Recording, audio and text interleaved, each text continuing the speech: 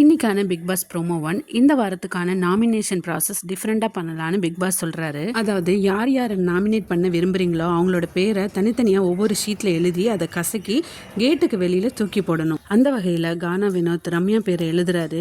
என்ன ரீசன் சொல்கிறாருன்னா, ஒரு ஹெல்த்தியாக கேம் விளையாடுற மாதிரி தெரியல அப்படின்னு ரீசன் கொடுத்துட்டு அந்த பேப்பரை கசக்கி வெளியில் தூக்கி எறிகிறாரு. திவ்யா கமருதீன் பேரை எழுதுறாங்க. ரீசன் பார்த்தீங்கன்னா, பார்வதி அண்ட் அரோரா இவங்களை வச்சு ப்ளே பண்ணி ஒரு கேம் விளையாடுறாரு அப்படின்னு சொல்கிறாங்க. ஆதிரை எஃப்ஜே பேரை எழுதிட்டு இவர் விக்டிம் கார்டு ப்ளே பண்ணுறாருன்னு சொல்கிறாங்க.